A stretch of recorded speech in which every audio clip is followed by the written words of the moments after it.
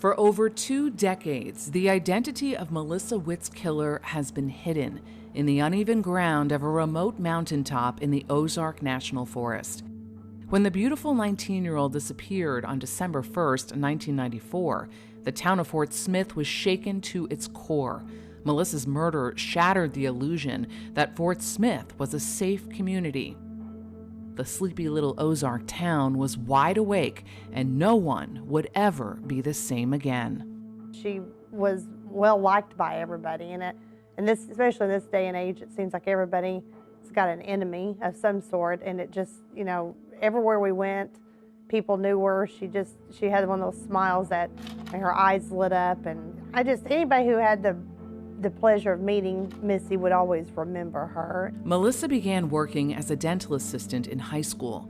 The former cheerleader and honor student was blossoming into an independent and ambitious young woman pursuing her dreams. Her diary paints a picture of someone who lived life to the fullest. Melissa and her mother had a very close relationship. Their faith was the center of their lives. They regularly attended Grand Avenue Baptist Church, and Melissa wrote about her faith in her diary. Her mom was so protective of her. I mean, everywhere we went, the elementary school we went to was right one street over from where we lived, and we would play there all day long. And as soon as it started to get dusk, you could hear her mom. Her mom called her Melissa, and you could just hear her yell, "Melissa," and we would come running. Thursday, December 1st, 1994, was just another ordinary day in Fort Smith. The community was counting down the days until Christmas. Everything seemed picture perfect in this little town, but that reality was shattered for Melissa Ann Witt. It was a typical morning. Melissa woke early to prepare for class. Before leaving that morning, she asked her mom to borrow money. When Mary Ann said no, the two argued briefly, and Melissa left for class. After class, Melissa and a friend grabbed a quick lunch at Chick-fil-A, and Melissa went on to her job. At 5 p.m., Melissa clocked out and hopped into her 1995 white Mitsubishi Mirage and discovered the car battery was dead. She came in to find out about jump starting it, and we decided to go out and jump start her car, and we were able to get someone from next door to help us. And she jump started the car. It started just fine. She realized that she'd left the lights on from being at the mall, and we left. When Melissa got home, she found a note from her mother inviting her to Bowling World so the two of them could eat hamburgers while Mary Ann bowled. It was a scenario that had played out dozens of times. Mary Ann never saw Melissa at the bowling alley that night and assumed that her only daughter had decided to go out with friends. Mary Ann left Bowling World fully expecting to see Melissa later that evening, but as hours passed by with no word from Melissa, Mary Ann began to worry. Where was Melissa? As midnight came, turning Thursday into Friday, fear set in. It wasn't like Melissa not to leave a note or to call and let her mother know where she would be. Mary Ann began to call Melissa's closest friends, and by 3 a.m., she was driving the streets, frantically searching for her only child. Her mom called our house about, I don't know what time it was, 2 in the morning. All I know is I was asleep, and my mom woke me up and said, "Tara, Mary Ann's on the phone and wants to know if you know where Melissa is. She never came home last night." And I said, "No, but we had plans that was Friday morning, early Friday morning, and we had plans to go out that night." And I said to her, "No, I haven't heard from her, but I'm supposed to see her in class tomorrow, and we're supposed to go out tomorrow night." And no one ever saw her, obviously, after that. At 9 a.m. on Friday, December 2nd, when it became clear that Melissa was not coming home, Mary Ann called the Fort Smith Police Department. A patrolman was dispatched to the Witt home. He collected general information about Melissa: age, weight, height, where was Melissa last seen? And then he asked a question that would dramatically alter the trajectory of the missing person investigation that would follow. Had there been some kind of argument? Mary Ann recounted the brief disagreement the two had over money that Thursday morning.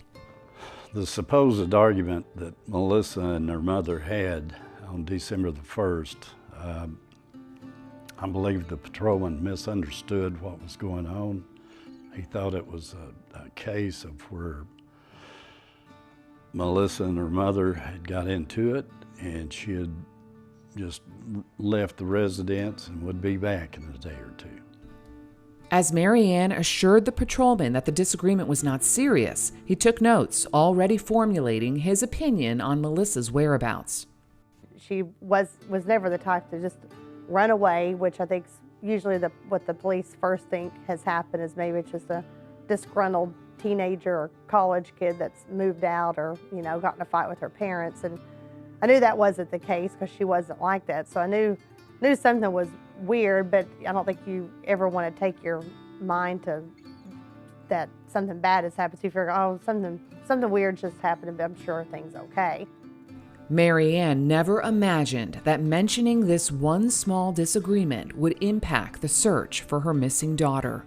At 19, Melissa was considered an adult, and in the United States, it is not illegal for an adult to go missing. Police get missing person reports every day, Fort Smith and all over, especially with young people getting mad at their parents and running off. So this was a routine call for the patrolman.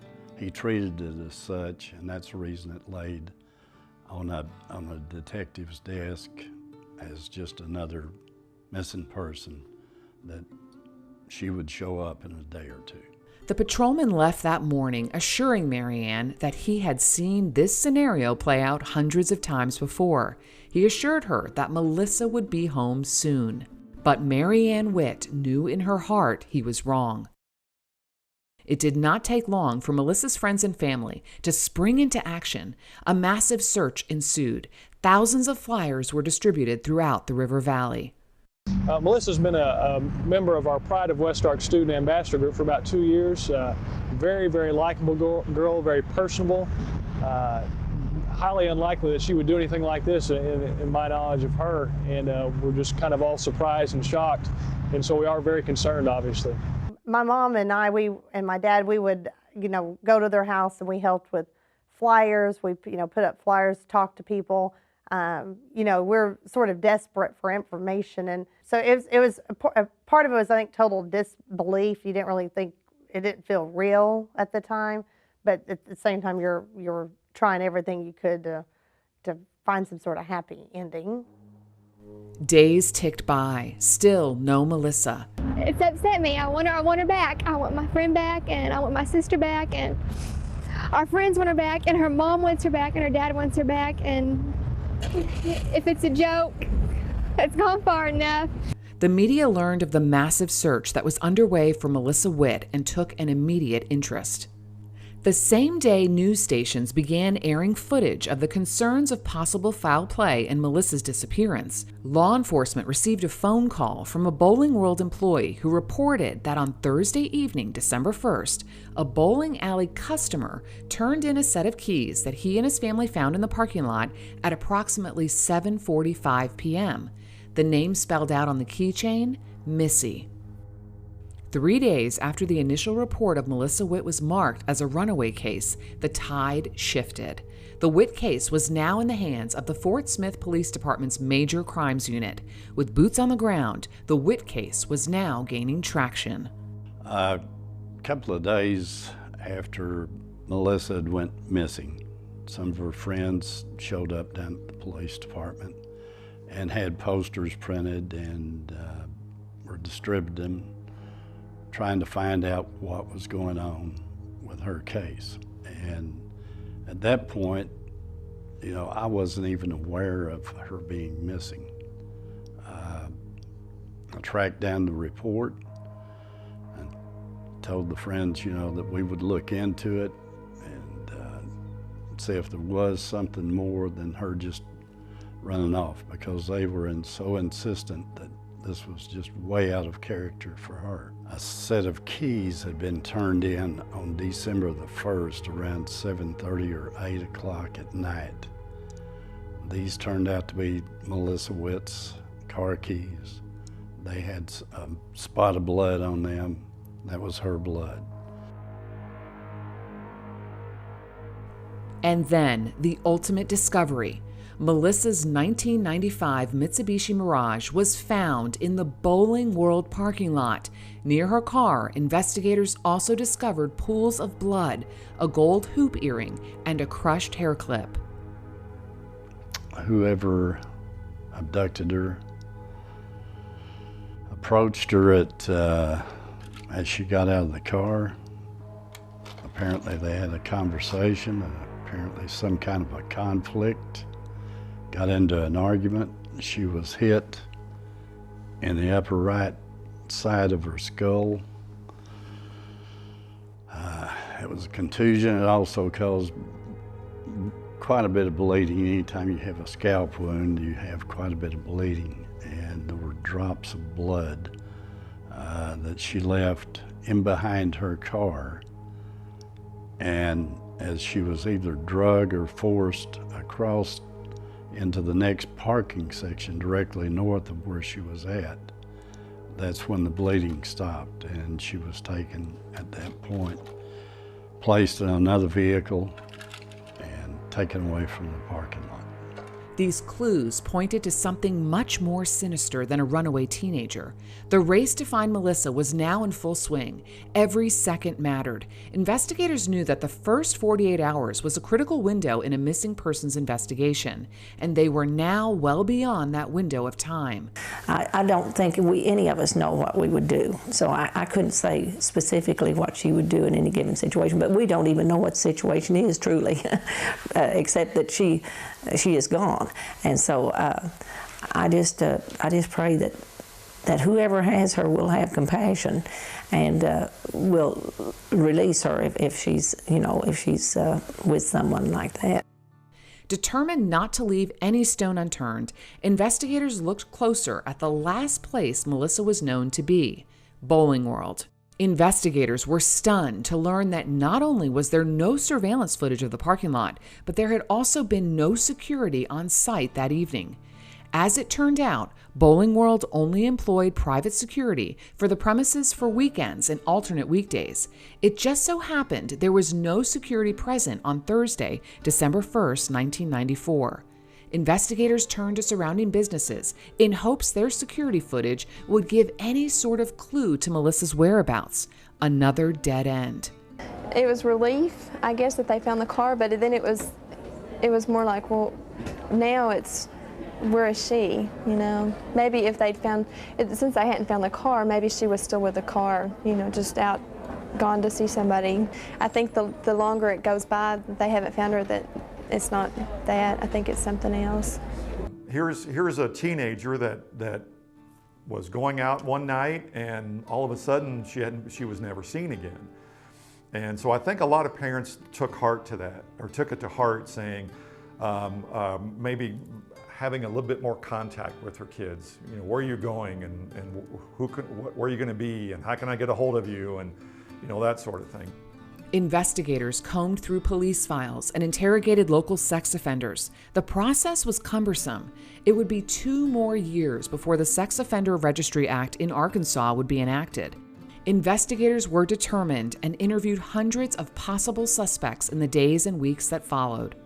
Interview after interview led to nothing but dead ends. And then a glimmer of hope. In partnership with local media, law enforcement made a plea to the public for information. Anyone who had been at Bowling World on Thursday evening was asked to call the Fort Smith Police Department. Suddenly, the phones started ringing off the hook, and the first red herring of the case emerged. A caller claimed that around 6:30 p.m. on December 1st, they witnessed a white female matching the description of Melissa Ann Witt arguing with an African-American male. A composite sketch was drawn and released to the media, and suddenly the story took on a life of its own. Rumors that Melissa led a secret life and owed money for a drug debt grew like wildfire. The all-American girl had been kidnapped by an African-American male and taken over state lines into the small community of Fort Coffee, Oklahoma. Witnesses came forward claiming to have seen Melissa being held hostage. The theory behind it was Melissa was involved with drug dealers in eastern Oklahoma, and she was kidnapped because of that. Well, nothing in her background indicates that.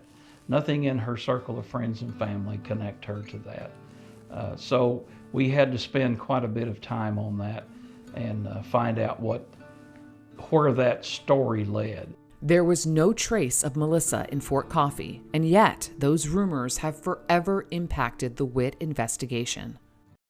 As the days slowly turned into weeks, the aftershocks of Melissa Witt's disappearance began to take hold. People began to lock their doors at night. Curfews were implemented. Everyone was on edge. And just the knowledge that this girl had been, snatched up from this parking lot, and that it happened where there were people around, and it wasn't 2 a.m. when it happened or something, but there's just the manner, the brazen way that it happened, I think made a lot of us very, very scared. And I know people are murdered, scores of people are murdered every day, but this one really stuck out because of who she was and kind of the outcry that resulted. So I think that anybody living in that region at that time was very, very aware of Missy Witt, and I certainly was.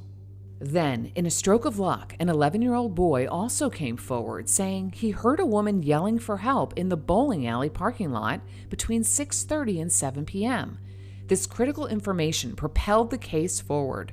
Suddenly, law enforcement had a timeline. The Witt family offered a reward. The fund quickly grew to over $30,000 for information leading to the arrest of those responsible in Melissa's disappearance.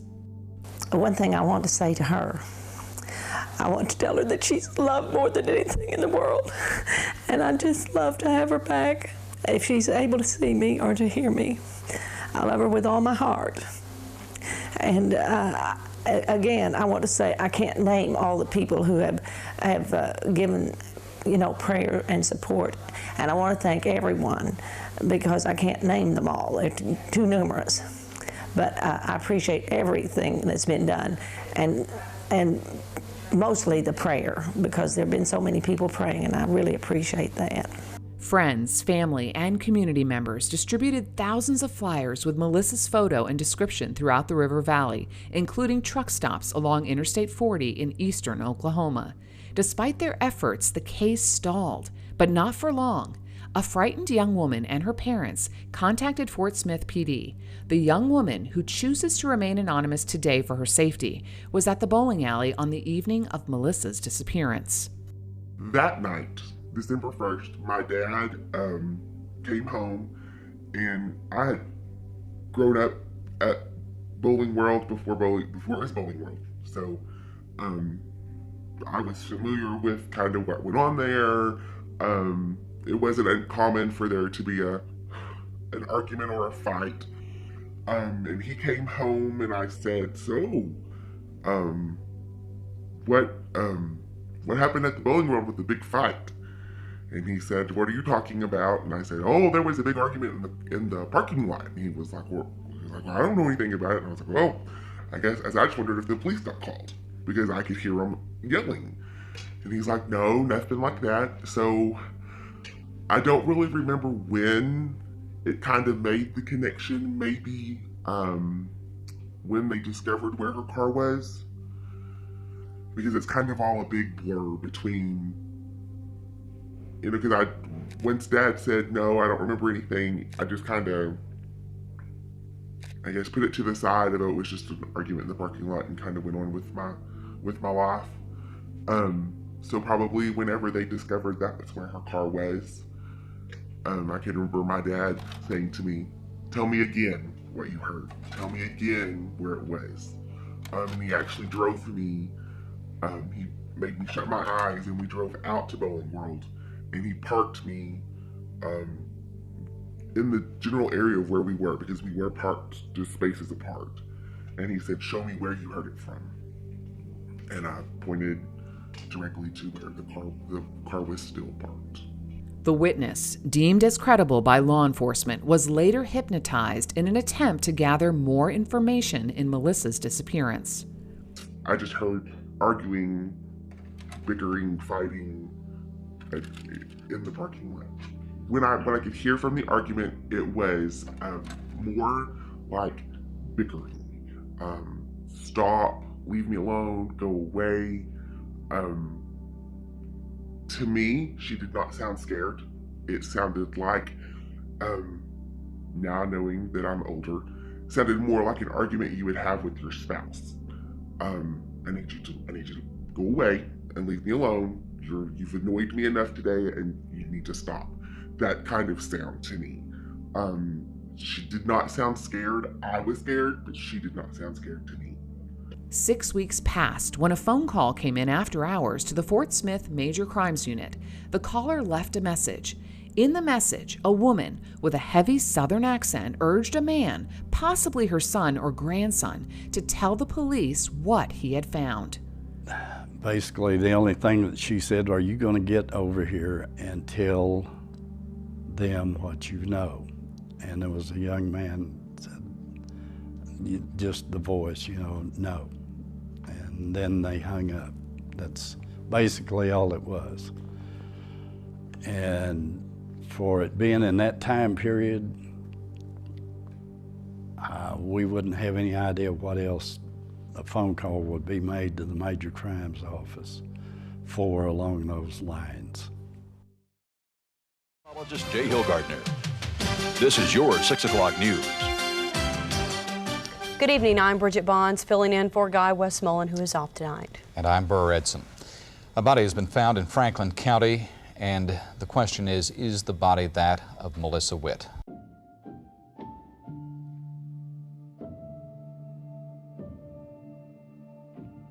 "50 miles away from Fort Smith in the Ozark National Forest, a beautiful landscape of trees and mountains had been hiding a terrible secret. On Friday, January 13th, at 9:40 a.m., 2 animal trappers about 18 miles north of Ozark stumbled upon what they believed was a mannequin lying face down in the woods about 30 feet off the main road. The 2 men had walked the same path the day before and said there had been nothing there. As they approached the strange mannequin lying in the woods, it became clear that what they had found was something much worse. The Ozark National Forest gave up the secret it had been hiding on a remote logging road: a decomposing naked body of a young woman. Frantic, the pair immediately called the Franklin County Sheriff's Department, and the Fort Smith Major Crimes Unit was brought in. Upon arriving at the scene, we found a white female who is nude, lying for the most part face down off of a National Forest Service road, approximately 30 feet or so off the roadway. And the body had been there for a period of time. We do not have an estimation on the time. That will be left up for the medical examiner's office.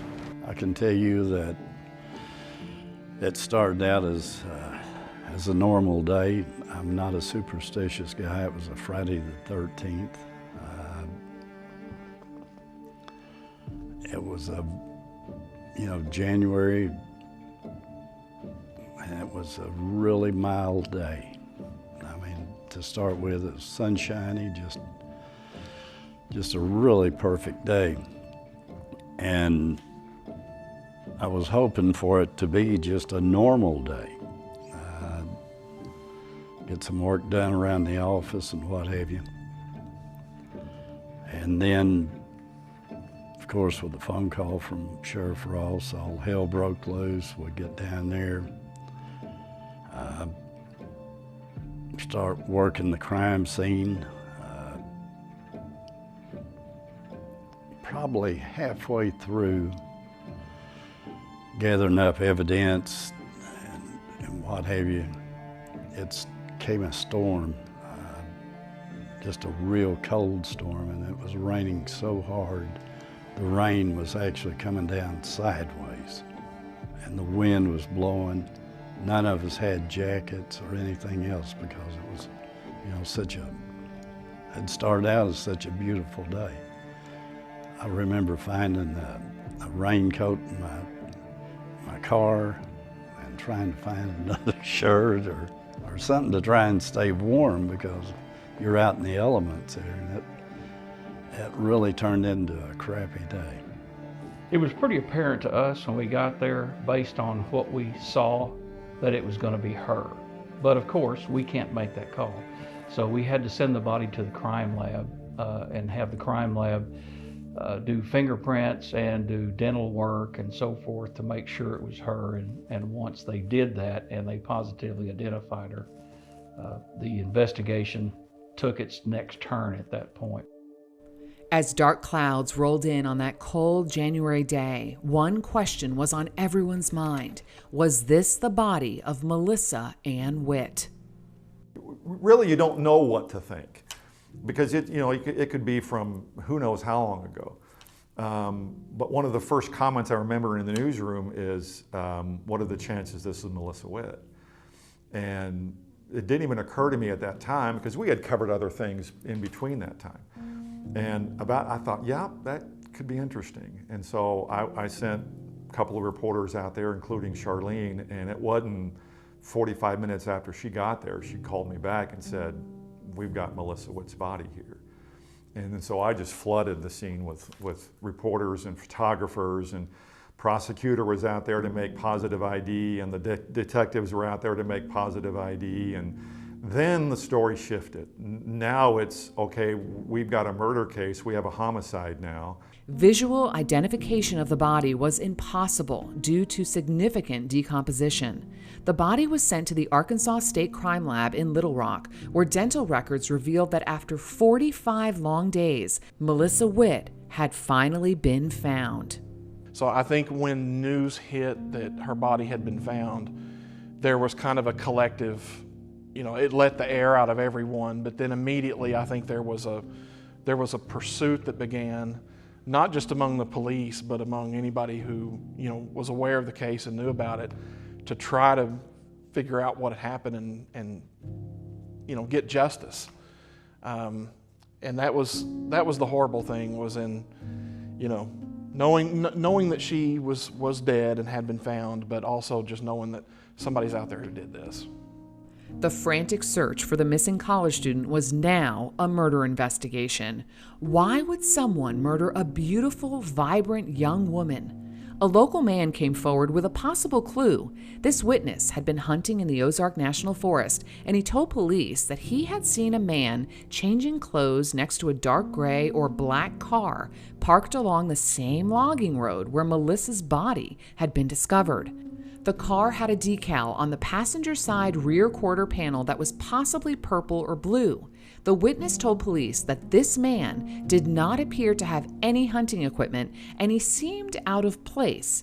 He was described as 20 to 30 years old, approximately 5 feet 11 inches tall, roughly 180 pounds, with curly hair. That's all that they observed, was him changing clothes, but it was on December the 4th. And he was in a vehicle that wouldn't be common to that area. When I say it wouldn't be common to that area, if it wasn't a Jeep or a four-wheel drive pickup, that area is not someplace that you take a vehicle as they described. As Melissa Witt's mother and the community began to mourn, investigators began their search for a killer. I just hope that everybody realizes how beautiful she was, inside and out, and that she was just Miss Everything. I mean, she could be the perfect American. I mean, she had the beautiful heart, beautiful soul.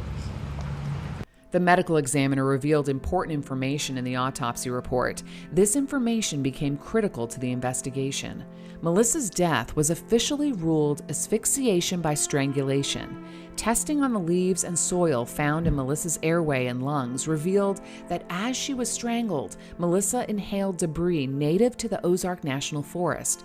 This clue told investigators that Melissa had been killed at or near the location where her body was found.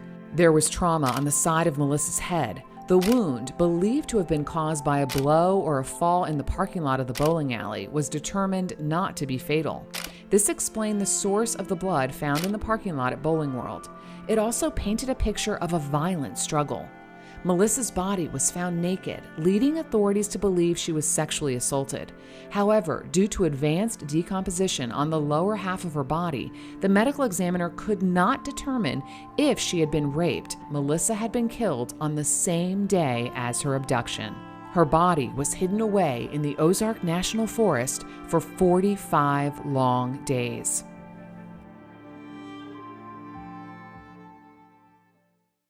Armed with evidence from the crime scene and the information from the autopsy report, investigators began to build a profile of Melissa's killer. They believed the killer was familiar with the remote mountaintop area where Melissa's body had been discovered. This location meant something to her killer. It's more or less like a single lane driveway or what have you. It goes back off the main gravel road in that area. Actually a logging road where it's been used to clear cut and what have you. Trappers use it, hunters use it, and I'm sure that lots of local kids have used that area. Quite a busy place to be as remote as what it is. Melissa's body could have been disposed of in many places, but her killer chose to drive an hour from the abduction site to a remote location, an area so isolated that most didn't even know it existed. Two scenarios emerged. The killer was either a local or someone who frequented the area from out of state to hunt. Taken to a place that is so remote that you can go there and scream anytime at the top of your lungs, anytime, day or night. Nobody's going to hear you. She was alone, and it had to be such a fright to go that long knowing what was probably going to wind up happening. A more detailed examination of the crime scene shocked investigators. Indentations behind a large headstone-like rock revealed that Melissa Witt's body had initially been hidden away behind the rock between two small trees. According to police records, Melissa's body had visible marks where someone, presumably the killer, had grabbed hold of her in order to move her closer to the road. There's a big rock that her body was behind the whole time that she was out there. And we know this from hair falling out off the body, how deep it was in the soil. We know that she was placed with sitting down like on her buttocks, like you would do a sit-up. It was a person that had to move the body. And the reason I say that, and the reason the medical examiner said that, is because if it was a large animal, it would have left marks of some kind, either teeth or claw marks where it had rolled her, but it was actually a straight drag, and there was a drag pattern from behind the rock to where her body was at. Suddenly, the phone call that came into police the day before Melissa's body was found became significant. Investigators believe the young man who was part of that mysterious phone call may have stumbled upon Melissa's body in the woods and moved it from behind the rock so she would be discovered. I've had two lines of thought on that over the years, that if it was the killer, he moved the body just to get a little bit more celebrity status, what have you, out of this, to get some more reaction out of the public. But it also could have been people living in that area, knowing that the mother is missing her daughter. The mother hasn't been able to give the daughter a burial or anything else. And with all the news media that's been going on the whole time, I feel like sympathy that this person that actually moved the body probably was trying to bring an end to it. Investigators discovered additional clues at the crime scene. Cigarette butts and papers were found near Melissa's body. What is more significant, however, are the items that were missing from the crime scene. Melissa's clothing, shoes, purse, remaining gold hoop earring, and her Mickey Mouse watch were never recovered. It would be fair to say that if the killer kept the watch as a trophy, I think you'd have to start getting off into being a serial killer type thing with it being a trophy. I think it's more or less kept as a memento. Who killed Melissa Witt? Calls poured in, accusations flew. A neighbor did it, a retired police officer did it, their husband's brother did it. Everyone was a suspect. Everything from, at one point in time they thought maybe, because the bowling alley was right next to the interstate, so there was a time period they thought, well, maybe it was somebody, some straggler roaming the interstate did it. Then they thought maybe it's some sort of serial thing, and then the hard part is it was hard to ever figure out a person that would want to do this. Like I said, she didn't have any enemies. She didn't have a boyfriend at the time. I mean, we would go out and she'd see guys she thought were cute, but nothing was ever serious with anybody, and so it was hard to hard to figure out who in the world would want to do that to her, and we thought, well, maybe she had a stalker or someone that, was admiring her from afar, and no one ever knew of it. Every lead law enforcement tracked down seemed to lead to the same place, a dead end. A rookie reporter working the police and fire beat for the Times-Record newspaper in Fort Smith discovered something significant. As Marcus Blair sat in the newsroom flipping through various newspapers, he came across front-page news out of Houston. A man named Larry Swearingen had been arrested for the murder of a young college student named Melissa Trotter. Blair immediately began to recognize similarities between the Witt and Trotter murders. And I was a very young, wet behind the ears reporter. Really don't think I knew quite what I was doing. And I come into the office and we received newspapers from all over the place. And we watched TV news, and we try to stay very aware of what's going on all over the place. And we had the Houston newspaper. And it was front page news that this young lady, Melissa Trotter, had been killed. And this man, Larry Ray Swearingen, was arrested for her murder. And upon seeing her face, Melissa Trotter's face, and seeing her name on that paper, my editor, had picked it up and said, wow, she looks a lot like Melissa Witt, and her name's Melissa. So she passed it on to me when I came in the office. She said, here, Marcus, isn't this bizarre? So I agreed, but I'm a skeptic at first on anything like that. I thought, surely not. Surely this is going to be nothing. But I wanted to check and see if there were any similarities between the cases besides just her appearance and her name. And as I began to kind of draw up a list of similarities, it just got longer and longer and longer. Marcus knew he had to act fast. He contacted the Fort Smith Police Department and scheduled a meeting with J.C. Ryder. And just like that, investigators had their eyes set on a promising new lead in Willis, Texas, 27-year-old Larry Ray Swearingen. He ended up being indicted for capital murder in the death of 19-year-old Montgomery College student Melissa Trotter. Swearingen abducted and strangled Trotter and dumped her body in the Sam Houston National Forest. Investigators were able to track Swearingen's whereabouts in November 1994 to his grandparents' home in Clinton, Arkansas. They had tossed his cell on death row, which was routine. They said that the guards would do that at the prison from time to time just to make sure about weapons or any contraband. And they had found lots of paperwork concerning my name, Melissa Witt's name. It was no surprise that Swearingen's legal team kept him from talking to authorities in the Witt case until just before his execution in 2019. Swearingen died, never admitting to the murder of either Melissa Trotter or Melissa Witt. 16 years later, in 2000, another potential suspect came to light, Charles Ray Vines.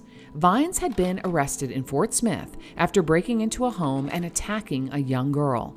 During the violent attack, Vines beat the young woman as he tried to sexually assault her. Once he was arrested, the truth about Charles Ray Vines slowly began to unravel. Raised in a good home surrounded by love from his mother and the stern discipline from his father, Vines grew up to be respected in the community. He worked in construction, but also often worked alongside his father, a mortician. Eventually, he had a family of his own and appeared to be a loving and attentive father. Charles Ray Vines appeared to be an upstanding member of the Fort Smith community.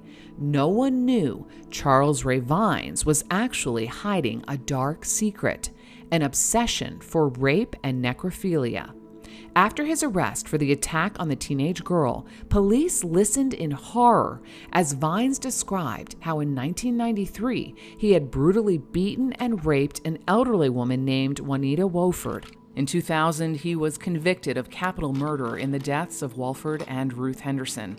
During that time, he was interviewed extensively by lead detective J.C. Ryder about the Melissa Witt abduction and murder. Based on those interviews, Ryder no longer considers Vine a suspect in Melissa's murder. In 2019, Vines died of natural causes while incarcerated in an Arkansas maximum security unit near Pine Bluff.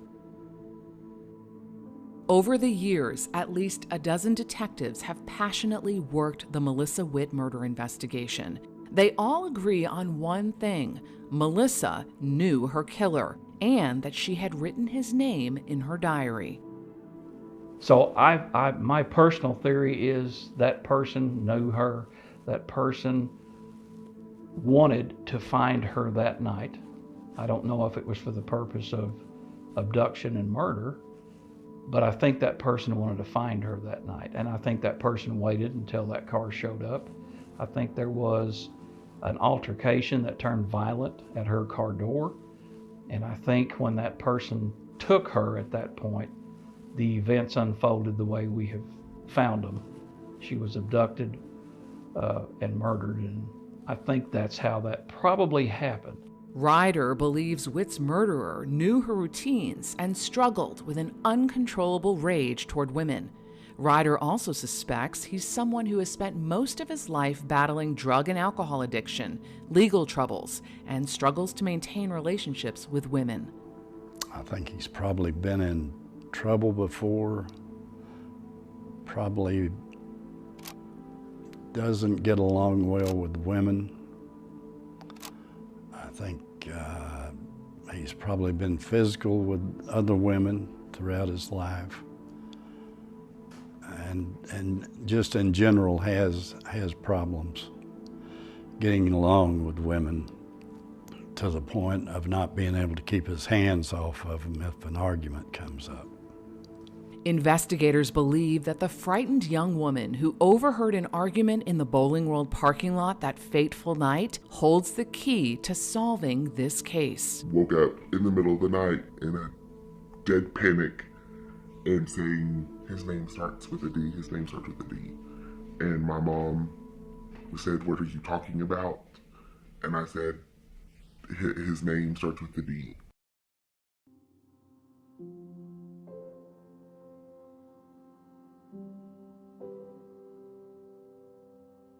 It's difficult to work these cases cold because that's exactly what they've become. They've become cold. People's memories lag. The evidence is not fresh like it used to be. You can't just run out and check things. It's not impossible. I've worked cases for 4 years and then solved them. JC and I have worked cold cases and solved them. We're convinced we're going to solve this one.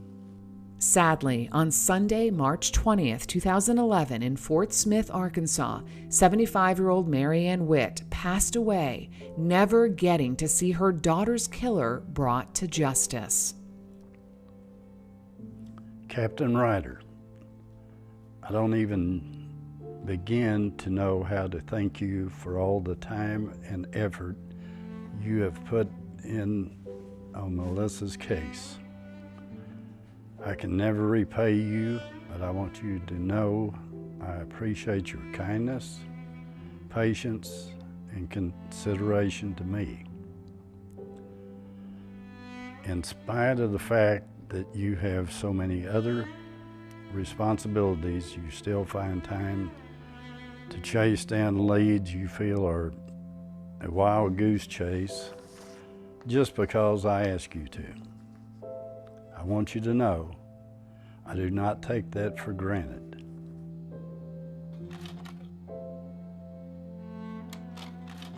If you have any information about the Melissa Witt case, please call this anonymous No Cops tip line at 1-800-440-1922 or visit whokilledmissywitt.com. Help us get justice for Melissa Witt.